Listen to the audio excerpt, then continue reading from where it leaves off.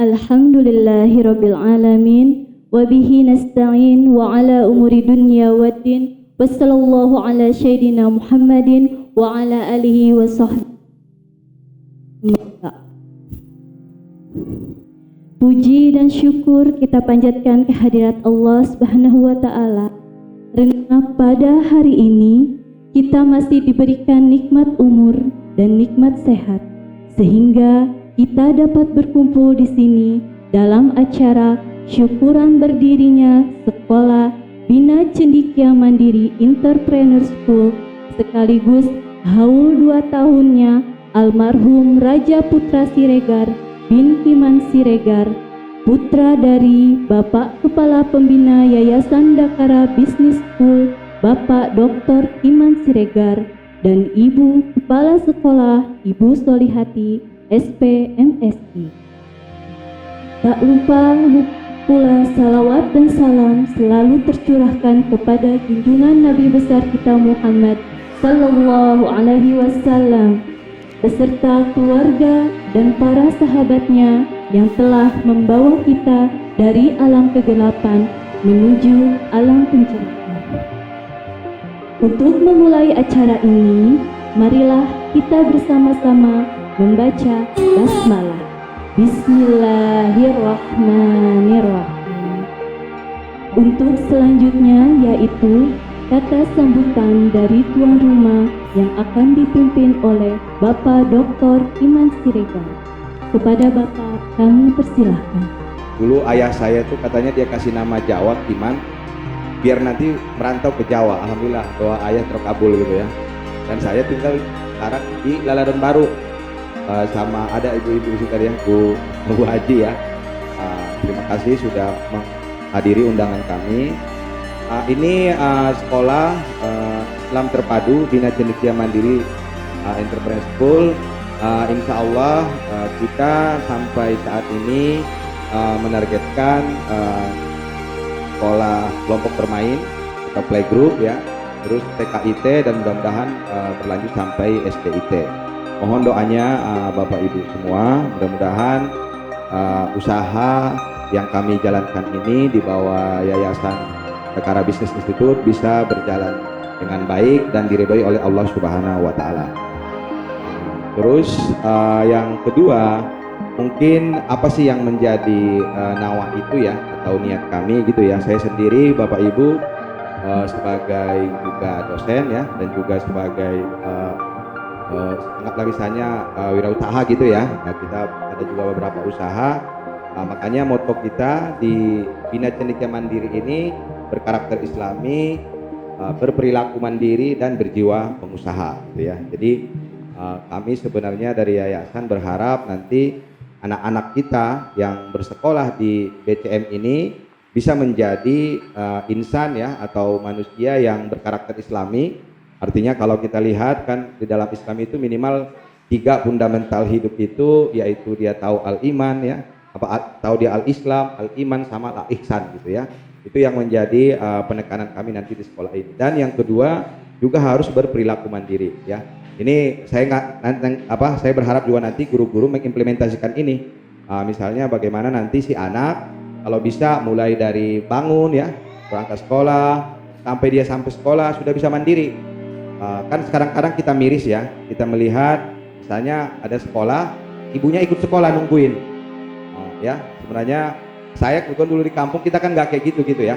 Nah ini kita mau coba gitu ya, bagaimana si anak ini dari kecil dia udah mandiri, mandi sendiri kan gitu ya.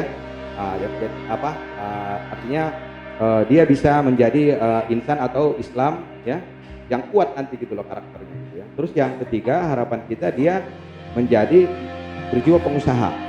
Artinya harapan kita dimanapun nanti dia ditempatkan, apakah dia nanti sebagai misalnya karyawan atau sebagai PNS atau sebagai pengusaha kebetulan gitu ya, dia bisa mengimplementasikan ya atau bisa menjalankan amanah bahwa Islam itu harusnya dia sebagai leader ya, dan juga dia harus sebenarnya mempunyai kekuatan gitu loh ya, baik secara iman ya atau secara ekonomi. Itu harapan kita sedikit menyampaikan gitu ya. Karena saya lihat di sini juga ada undangan dari guru-guru dan orang tua gitu ya. Terus yang kedua, izin juga ya, mohon juga nanti kerelaan, keridoan Bapak Ibu dan Pak Ustadz. Anak kami yang ketiga, almarhum Raja Putra Siregar, ini haulnya yang kedua. Sebenarnya kami sangat sedih gitu ya, karena Raja Putra Siregar ini sebenarnya lebih mencerminkan apa yang saya sampaikan tadi. Kami melihat anak kami Raja itu dari di rumah gitu ya, di perumahan kami Laladan Baru.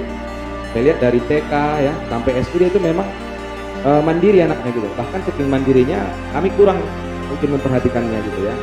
Dan dia juga walaupun masih kecil dia udah punya misalnya pengusaha, kadang-kadang dia punya mainan gitu ya, hal-hal yang sederhana, dia punya uang itu berani dia misalnya tabung untuk membeli sesuatu yang dia inginkan ya.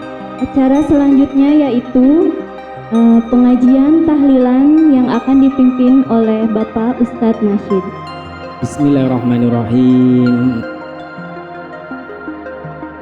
Alhamdulillah nahmaduhu wa nasta'inuhu wa nastaghfiruh wa na'udzubillahi min sururi anfusina wa min sayyiati a'malina may yahdihillahu fala mudhillalah wa may yudlilhu fala hadiyalah.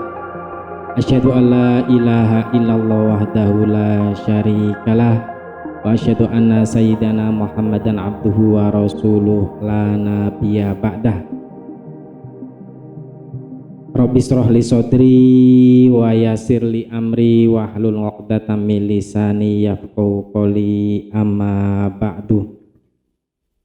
Hadratal muhtaramin, ibu-ibu hadirin semuanya yang kami hormati, baik dari Ambar Mutiara Ciamas, dari Laladan Baru, dari Laladan Cilauk, dari RW 7 dan RW 8 Laladan yang kami hormati, wabil khusus kepada tuan rumah Ahlul Bait, keluarga besar Bapak Dr. Kiman Siregar, Ibu Solihati dan seluruh pengurus staf TKIT Bina Cendekia Mandiri, yang semoga kita doakan keluarga besar Bapak Dr. Kiman Siregar selalu diberikan kesehatan, keberkahan, keselamatan, dan kemanfaatan hidup, amin ya rabbal alamin.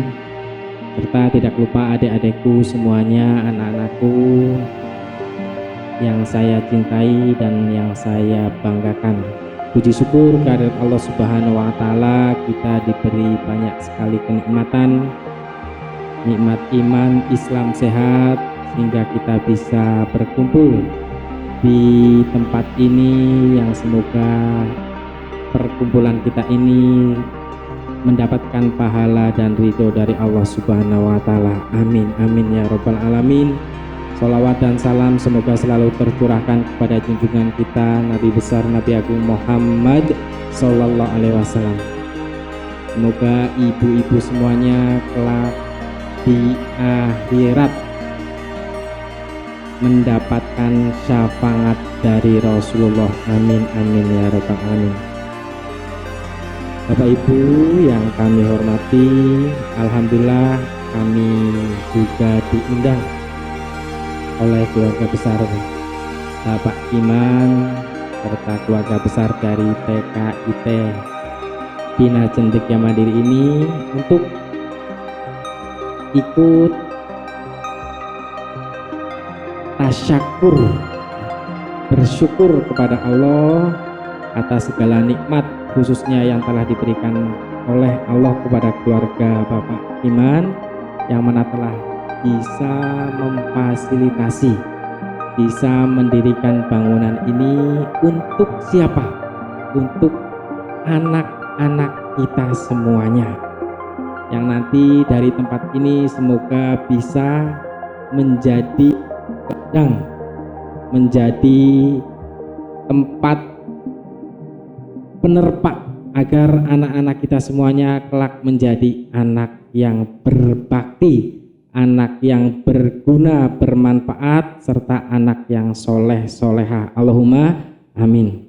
Serta kita juga dipesan untuk ikut mendoakan putra Bapak Iman Siregar, yakni Raja Putra Siregar, yang pada hari ini, pada kesempatan ini telah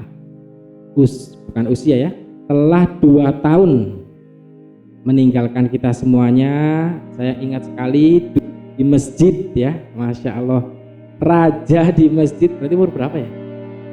8 tahun, 7 tahun, 8 tahun tuh biasa ke masjid bareng, mau ngaji, mau sholawatan, anaknya rajin. Ternyata Allah berkehendak lain, Allah memanggil, tapi alhamdulillah sudah hadir penggantinya, namanya Raisa. Ini insya Allah Raja sudah kepenak ya, sudah enak di alam kubur, dan insya Allah termasuk penduduk sorga. Allahumma. Ibu, saya tanya Bu, ibu pengen penduduk sorga apa tidak? Ada syaratnya.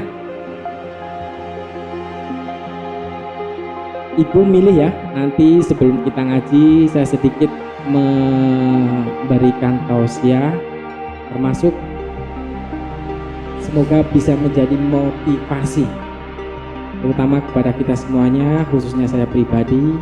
Ibu kalau disuruh milih, yang pertama, ibu punya anak soleh tapi ibu dan bapak orang tua tidak soleh. Paham Bu? Anaknya soleh, ibu nggak soleh. Yang kedua, ibu bapak soleh, anak tidak soleh. Ibu milih yang mana? Pilihannya 2.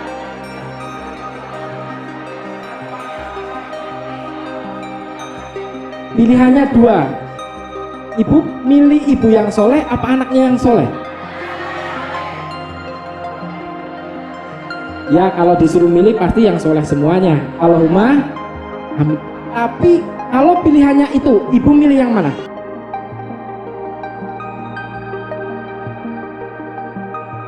Ya, alasannya? Ya, berarti kalau ibu nggak pengen soleh ya, pengennya anaknya soleh, ibu nggak soleh.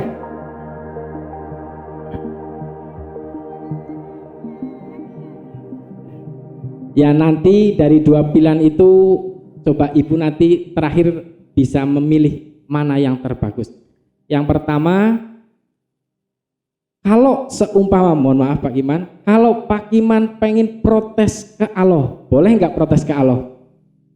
Ibu boleh nggak protes ke Allah? Ya boleh-boleh saja, tapi dosa ya.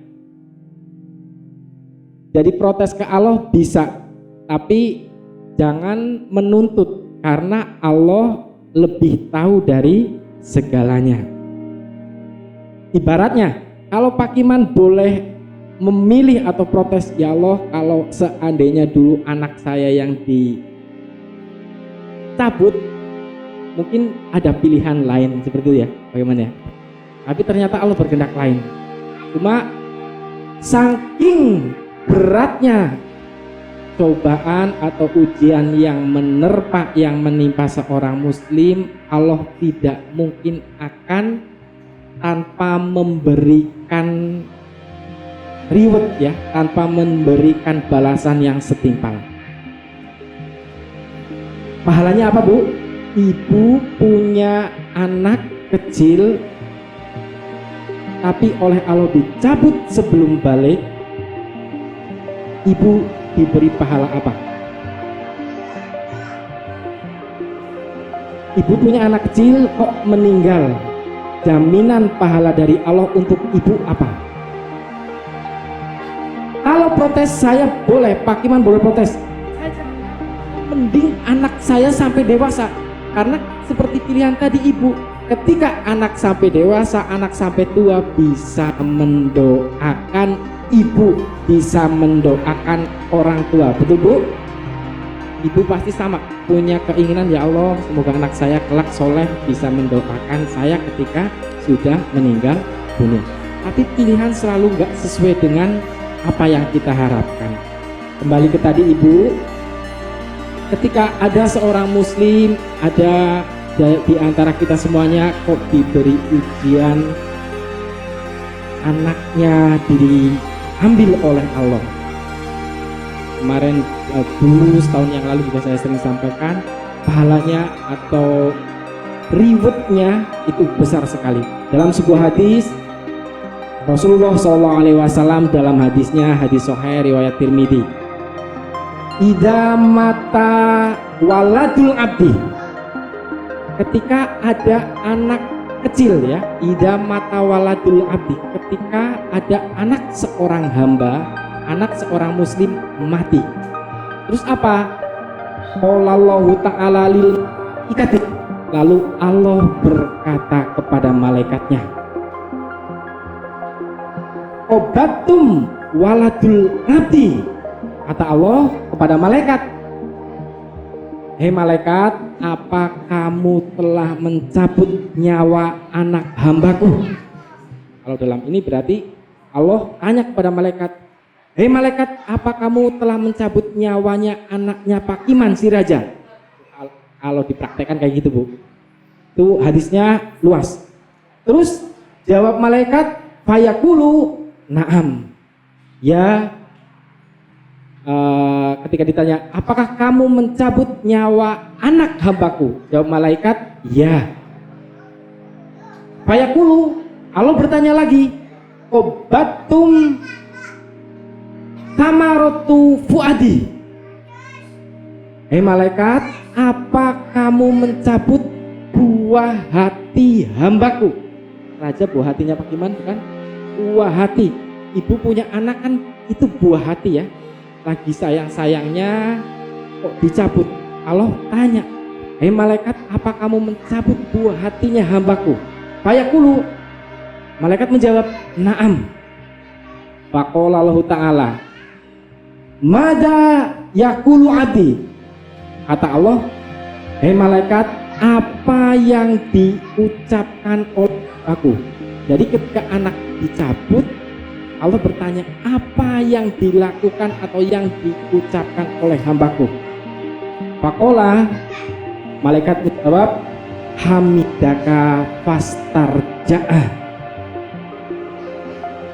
ya Rob, hambamu mengucapkan syukur kepada engkau, hamidaka, bersyukur kepada engkau, fastarja'ah, dan mengucapkan istirja. Ibu tahu istirja itu apa? Istirja, tahu bu? Ibu tahu basmalah? Ibu tahu tahlil? Bahasa Arab, basmalah berarti membaca bismillah, tahlil berarti membaca la ilaha illallah, istirja berarti membaca inna lillahi wa inna ilaihi rajiun. Artinya apa? Inna, semuanya milik Allah, wa inna ilaihi rajiun, dan semuanya akan kembali kepada Allah. Nah, ketika ada seorang hamba diberi musibah, anaknya dicabut, kok orang tersebut tetap bersyukur, ya Allah ini takdirmu, ya Allah ini anak ini kepunyaanmu, saya kembalikan kepadamu. Dulu insya Allah Pak Kiman, Bu Kiman ikhlas ya, ikhlas melepas raja. Orang nggak ikhlas gimana, orang itu sudah takdirnya.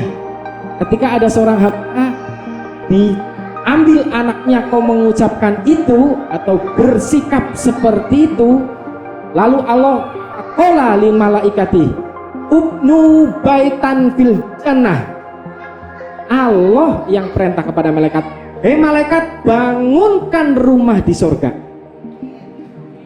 Wasammu Baitil Hamdi. Kasih nama rumah itu Baitul Hamdi, rumah yang terpuji. Artinya besok di surga ya sama kayak komplek ini, Ambar Mutiara Ciumas blok 1 nomor berapa? Blok A ini nomor berapa? Besok di surga orang sudah punya kapling masing-masing. Semoga Pak Kiman Bukiman karena kuat, karena sabar, ketika raja diambil sudah kapling Pak, sudah membangun rumah, nama rumahnya ada Baitul Hamdi. Sama kita puasa besok masuk surga. Kalau ibu rajin puasa di surga dibangunkan rumah, nama rumahnya apa? Pintunya apa? Yo kemarin puasa lupa lagi Ustadz ya, kan puasa sering ngaji. Hah? Royan. Pintu orang yang rajin puasa, pintu surganya namanya Royan. Ibu kira-kira sudah punya rumah di surga apa belum? Insya Allahnya agak ya. Semoga Pak Iman Bukiman ya dibangunkan rumah karena apa? Yaitu musibahnya berat, tapi ketika ikhlas dan mengakui atau meyakini bahwa semuanya itu milik Allah, akan kembali ke Allah, insya Allah sudah ada kapling surga. Ibu kepengin gak seperti tadi dibikinkan rumah di surga? Pengen? Ibu punya anak kecil? Ibu punya cucu kecil? Ibu punya anak kecil? Seumpama anak kecil ibu yang lagi disayang-sayangi, yang lagi usia-usianya sangat menggemeskan, kok dicabut, diambil nyawanya, ikhlas? Gak ada yang jawab. Ibu pengen anak apa pengen surga?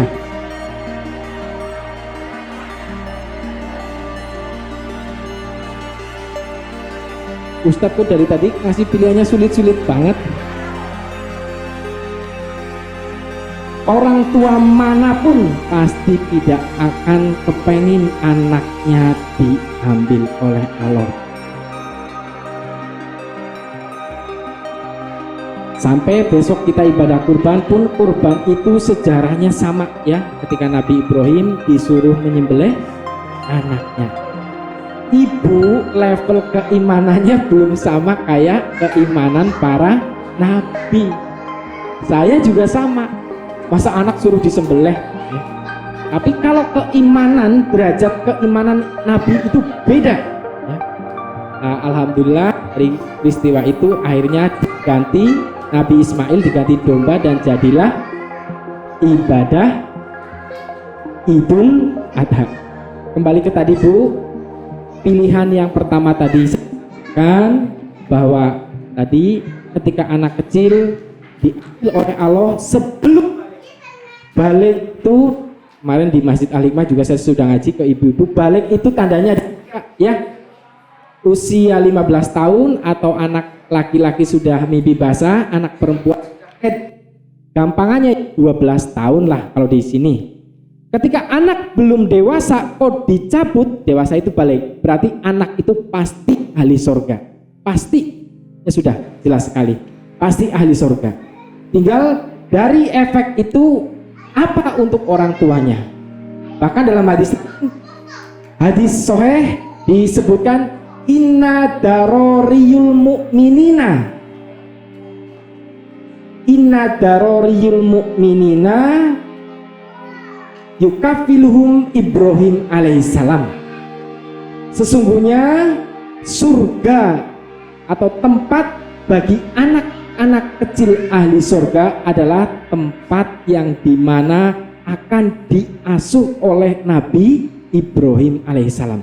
Jadi besok di surga ini anak-anak ini dikumpulkan kayak TK, yang ngasuh ini Nabi Ibrahim. Ini hadis. Makanya beruntung sekali karena apa? Wildanum mukholadun. Anak kecil itu di surga besok kumpul seperti ini jadi pelayan-pelayan. Makanya bersyukur sekali yang meninggal ketika sebelum balik.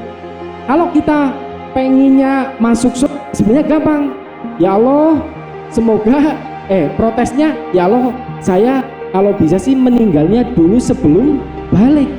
Karena kalau meninggal sebelum balik udah jaminan pasti masuk surga. Ibu-ibu yang kami hormati, itu untuk keluarga, semoga semakin ikhlas, semoga semakin tabah, karena insya Allah selain sudah diberi pengganti, juga kafling akhirat, kafling surga sudah dipersiapkan. Yang terakhir ibu, tadi pilihannya dua. Ibu nggak usah khawatir apapun yang terjadi bagi kita. Satu, tadi ibu soleh, anak tidak soleh. Yang kedua, anak soleh, ibu tidak soleh. Kalau suruh milih, pasti pilihan berat. Kalau suruh milih, ya benar pilihannya anak soleh, orang tua soleh. Tapi semua Allah bisa memberikan solusi. Yang pertama ibu, ketika ada orang tua bapak ibu kok tidak soleh, anaknya soleh, pertanyaannya, orang tua yang tidak soleh bisa nggak masuk surga?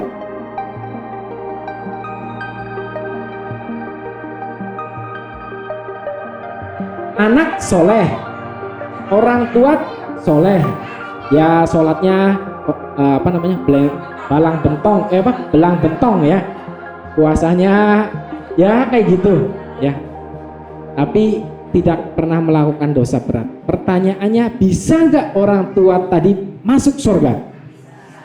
Caranya,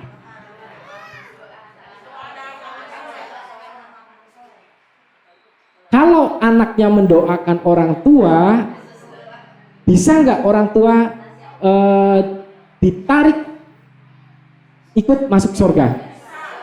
Bisa. Kalau yang tadi ini tambahan sedikit, Pak Kiman, Bu Kiman, mohon maaf ya, ini untuk semuanya saja. Ketika anak ini kembali ke yang tadi, ada yang tertinggal. Ketika anak sebelum balik kok meninggal, sudah dibikinin surga, pahala lain. Orang tua itu akan ditarik masuk surga. Hadisnya jelas. Dulu ada namanya Abu Hasan.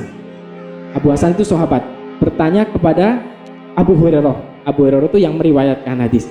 Hadisnya, ya Abu Hurairah, adakah motivasi, adakah hadis yang bisa memberikan penawar hati?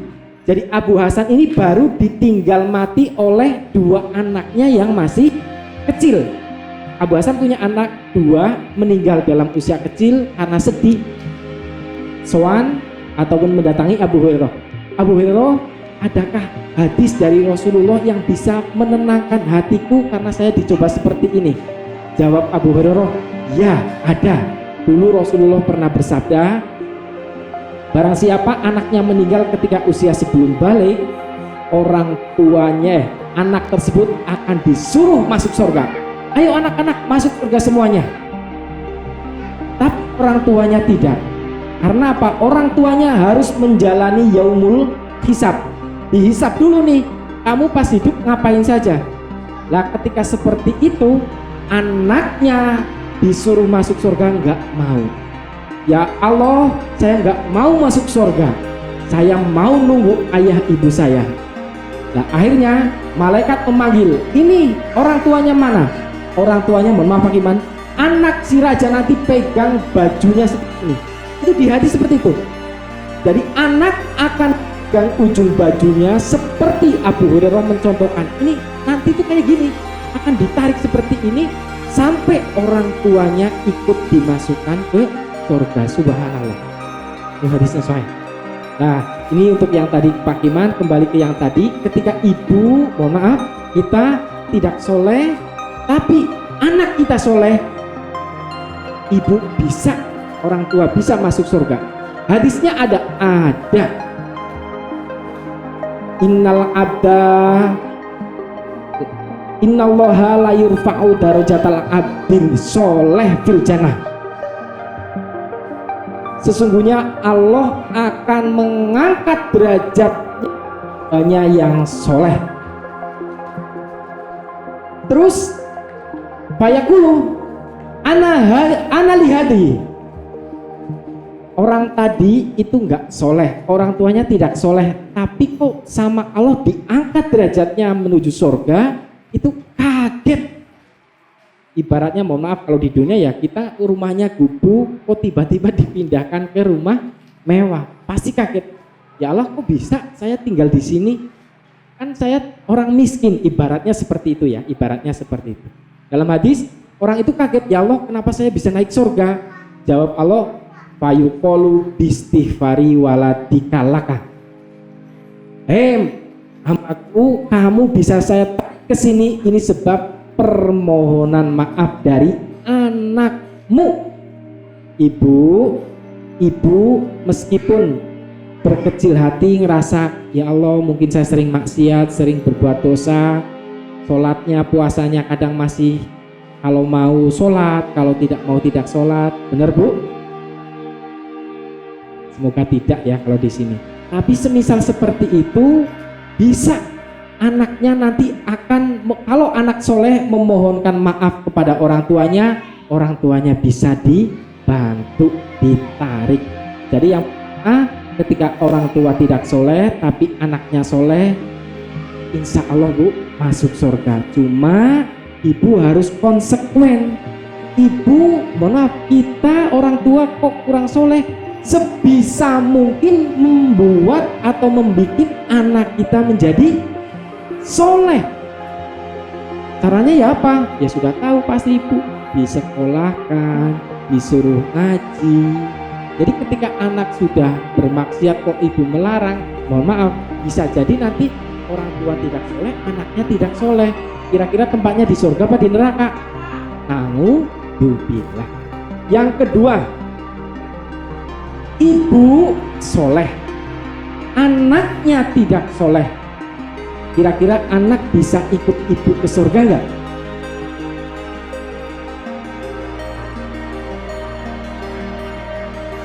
Ibu, orang tua rajin sholat, rajin sedekah, rajin sembahyang, ibu soleh.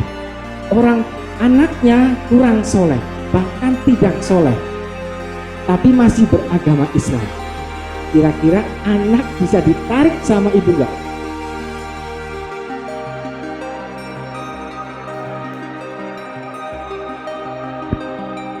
Bisa enggak?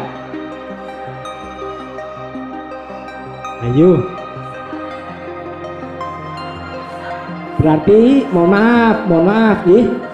Kalau ibu rajin sholat, rajin puasa, anaknya nggak rajin sholat, nggak rajin puasa, ibu ikhlas anaknya masuk neraka, ibu masuk surga? Nggak ikhlas ya. Kalau secara aturan orang tua ditanyai, kamu punya anak kan amanah, diajarin nggak? Itu bisa saja orang tua masuk surga, anak masuk neraka, bisa. Tapi ketika anak masuk neraka karena kelalaian orang tua, anak akan geret ya, menarik orang tuanya, ayo Pak ikut saya ke neraka. Bisa seperti itu. Cuma ketika ibu soleh, orang tua ibu soleh, kita punya orang tua, ibu punya orang tua ibu soleh, bisa menarik anaknya yang kurang soleh, ditarik ke surga. Ayatnya ada dalam Al-Quran, ada waladina ja'u, saya bacakan biar ibu semakin yakin. Tapi ini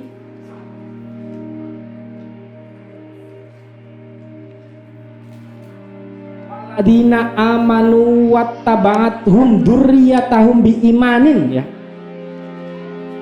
Dan orang-orang yang beriman dan anak cucu mereka yang beriman yang mengikuti dalam keimanan. Artinya seperti ini Bu. Ini surat At-Tur ayat 21. Kita punya orang tua, orang tuanya beriman, amalnya soleh ya. Nanti Allah akan mengikutkan kita ke orang tua kita. Ini dalil yang menjadikan anak bisa bergabung dengan orang tua. Karena apa? Orang tua dia punya amalan yang bagus, jadi akan ikut bisa merasakan kenikmatan ketika anaknya ikut dibawa ke surga. Itu ada. Jadi kesimpulannya, mau apapun kondisinya, baik orang tua soleh, anak tidak soleh, atau balikannya, anak tidak soleh, orang tua soleh, semuanya bisa masuk surga. Semuanya bisa. Asal kita jangan sampai yang keluar dari agama Islam. Nauzubillah.